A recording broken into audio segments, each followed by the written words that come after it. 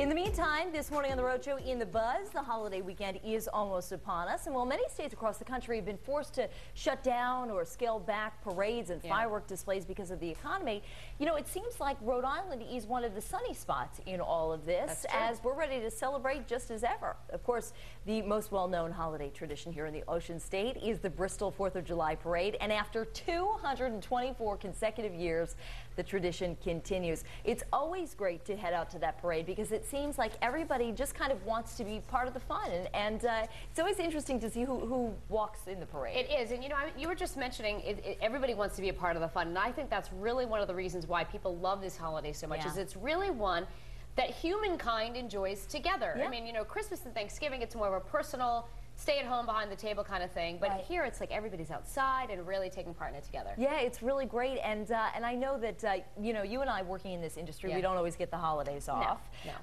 But I was able to cover the Bristol 4th of July Parade last year, and I was really impressed at the turnout and at the number of people who really, you know, want to see it thrive and get really excited. I always love seeing. Have you seen the human American flag? Oh yeah. There's a group of people who dress up as the human American flag. It's always funny to see the pole because it's like dressed in brown with that little black hat and the eagle on top. But what are some of your favorite Well, you know, I think I was going to say, you know, I don't think people really do it up grand. We all sort of tend to do this sort of the same traditional things, but I think that's what makes it great. It's simple.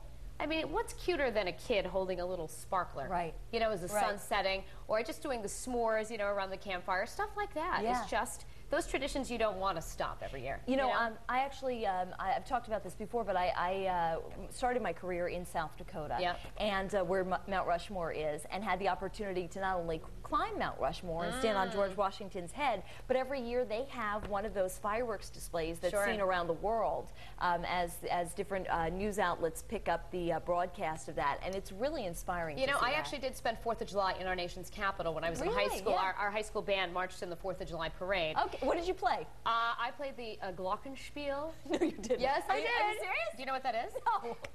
Fancy term for the xylophone. But anyway, we marched in the parade. It was quite an honor being from a small town in New Hampshire. Franklin Pierce, our 14th president, was born there. So, you know, and it was so cool to be in our nation's capital, so patriotic. The events were just going on all weekend long. You know, it wasn't just 4th of July evening. So. You know, my father is actually, he's a retired police officer for New York City, and he talks a lot about seeing different fireworks displays over the Statue of Liberty, which is very inspiring. Courtney, I want to bring you into this because I wanted to ask you what your favorite tradition for 4th of July is, but also I just need to comment that clearly the glockenspiel is, and Danielle, I mean, match made in heaven.